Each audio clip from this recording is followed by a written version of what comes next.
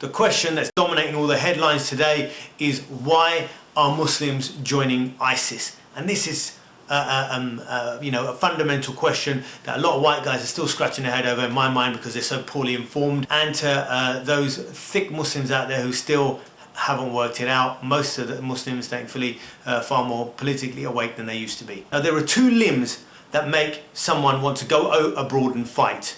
The first one, foreign policy. Absolutely every credible expert, every credible report has said that the reason why Muslims want to fight abroad is foreign policy. Now, that is the one thing the government does not want to hear. And it's quite simple. If they go out and say to everyone, look, it is foreign policy, then everyone's going to say, well, it's your foreign policy and we're dying in the streets of Britain because of it. Cut it out. Now, the government's is upholding an old order of about 100 years in the Middle East. They get cheap oil off the back of it and they get to control most of the Muslim world by propping up dictators there. It is too valuable an asset to just throw away for human beings' rights. So they have to lie to their public and say it's nothing to do with foreign policy. But I'm going to say to all you rational white guys out there, think about this, right? Is there any time in the history of this world where people who have been oppressed, have not taken to violence? Is there any single place on this earth where people who have been oppressed have not taken to violence? And during that upheaval, when people start to take to violence, it's never done, without extremism. I mean, the French Revolution was bloody, it was extreme. The Chinese Revolution under Mao was extreme. The Bolshevik Revolution was extreme. The English Revolution, Oliver Cromwell was an extremist. Everywhere you see when people rise up against a tyranny, some of those people will be highly extreme because they're in an extreme situation. An incubator of extreme lives creates an extreme reaction. 2 million lives have been lost since the war on terror, according to a recent study. 2 million, mainly Muslim lives. Now imagine that happening in Europe or America. It would be called a Holocaust, a genocide. But the fact of the matter is, it can happen in the Muslim world and most people don't even know about it.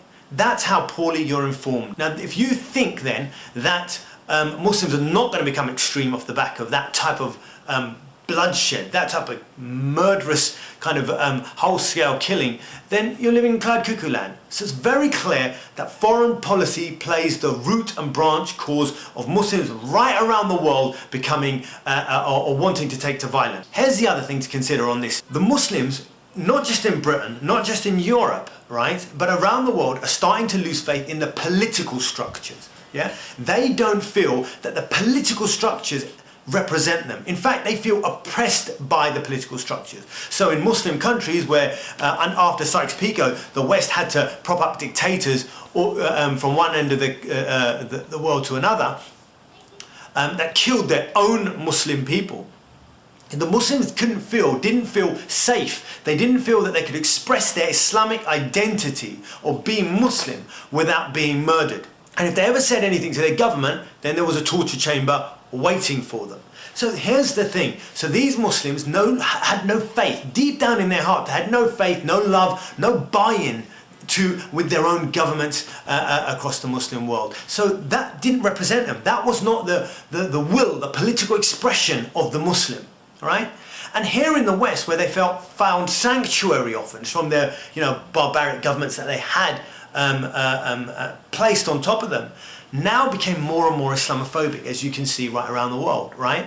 As the Islamophobia industry grew due to organized forces, due to Israel's spending billions of dollars pumping money into the Western world to organize the forces of Islamophobia, Muslims became more and more withdrawn, detached from the state, and the state started to take up a combative role with its own Muslim population. So instead of the Muslims feeling part and parcel of the citizenry of the nation states in Europe, they started to feel more and more at odds with the state. And being at odds with the state meant only one thing, that the contract, the love between the state and the citizen started to fissure out. The citizen no longer felt that he was given a legitimate right. He was treated equally under the law. He was treated justly. He was protected under the law. He was now a underclass, a hated figure within his own country,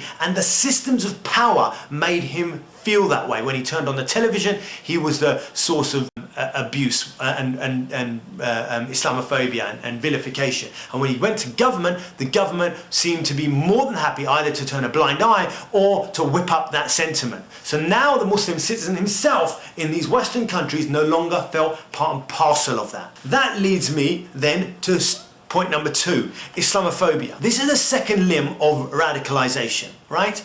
And in my mind, the vast majority, there really is, there are only 2 limbs here, right? The second limb of radicalization was Islamophobia. Because when the citizen felt that his people were being murdered around the world, as they clearly were, you can deny it. Yeah, I know groups like Prevent, the government organisations like Prevent, what they do is they put you on a blacklist if you say something. Because what they say is, if you know about the murder, then you might do something to challenge the murder. See the warped logic? If you know, if you are aware, if you are awake of our crimes, you might want to stop our crimes. And if you want to stop our crimes, well, then we need to watch you. Can you see how Orwellian that is? Can you see how dark that is? Instead of saying, you know about our policies, we will change our policies, we will allow you to challenge our policies. They said, by knowing about our policies and talking about our policies, you became an enemy of the state itself. Therefore, you're a threat. Therefore, we have to watch you, monitor you, spy on you. And at any time we can get you, we will get you. That's how Muslims started to see it.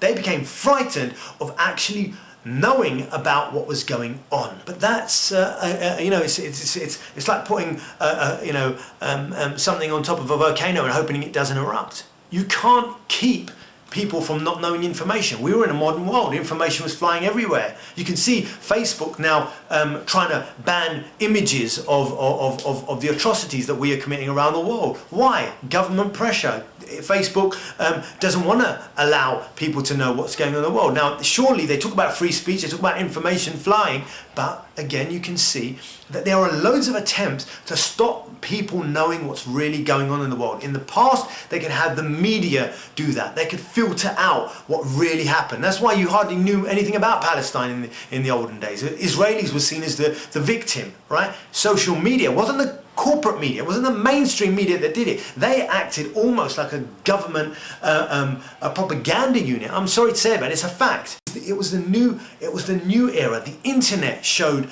the wider public what was really going on in the world, and that included Muslims. And so, as Muslims and Islamophobia grew, Muslims then became more detached, as I've said earlier, from feeling that they could bring any change to the injustice around the world due to the government's behaviour. Now this is where it all turns around. This is very interesting. This is where a lot of white guys, especially kind of right-wing racist nut jobs, a lot of pro-Israel guys use this false narrative, right? And the government runs this exact same narrative. They say, you Muslims need to do more. You Muslims need to, you know, it's your people that are doing the killing, and you must know about it. Go and sort your community out. The pressure is on the Muslim. But the answer is simple. We want to help. We want to try to stop, people going and fighting abroad and harming other people and hurting their own lives. But here's the crack. Don't ask us to pick up your mess. Yeah? You can't ask a taxi driver or a doctor, right, to go around picking up the mess of $1 billion Islamophobia industry and a multi-billion-dollar defense industry that is destroying half the Muslim world.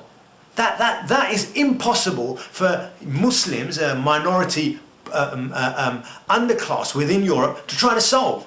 That's an industry you're asking us to stop, and it's your industry. So really, white people need to look upwards and not downwards. They need to look towards their government, and they need to look towards the sources of Islamophobia and say, you are the two sources that cause people to go and fight for ISIS. Don't blame Muslims for not doing enough. Don't claim it's ideology. Don't claim it's the Quran, because that's what they want to do, because it covers so conveniently, right, their crimes and what's really going on. And just hit back on those people who say it's the Quran. Because I know some of you white guys, you know, you're so fed with this media trash, right, and internet trash, that you half believe it. I'm a bit too brown for you to believe. Some of you guys, I know you won't admit it, but it's true, right? Bit too hairy on the chin, right? But I'll put this to you: before the Iraq War, there was not a single Muslim that had gone abroad and blown himself up, right, in Iraq or anywhere else. So were those suicide bombs? They weren't blowing themselves up here, right? Yeah. So there was no terrorist attack by Muslims on mainstream Britain. It was after the Iraq War, and we've been around for 1,400 years or so. So if it's our ideology, you be getting blown up a lot longer than that. So the fact of the matter is, it is war. And war causes a reaction to war. And that reaction is extreme, because war itself is extreme. You cannot drone, murder, detain, whisk off to dark prisons, strip people of their citizenship, and make young Muslim children feel spied upon in their schools and dragged out of class, humiliated, like the government's prevent strategy is currently doing, and think that those Muslims are still going to feel part and parcel of this state. They're not. They're going to feel that the state hates them, and they're going to start hating that state back. And then they're going to look towards a state that says to them, well, I don't hate Muslims, I love Muslims.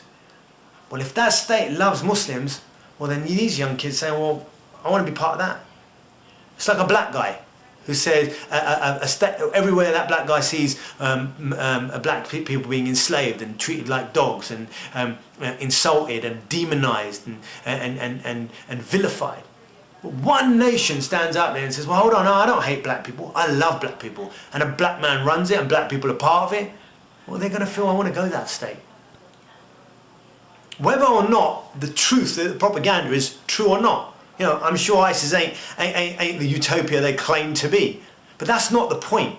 The point is, we are the government, the system, the elites, the way the infrastructure, the prevent system, the whole way we are dealing with this is making terrorism worse, and it makes Muslims want to go away and flee from this country and join other groups. And that is the reason why people want to join ISIS, and nothing to do with these quacks that you see on television claiming it's you know, it's some hate preacher, oh, it's a fairy under the bed, oh, it's a and watch for these kind of alarm bell words that mean absolutely nothing. No one really knows what they mean, right? But they say it a lot because it means that you just get scared in your mind, and you go, oh, that's a scary word, and you switch off your actual cognitive skills and think, what are you talking about, man? What do you mean by Islamist, jihadist, you know, extremist?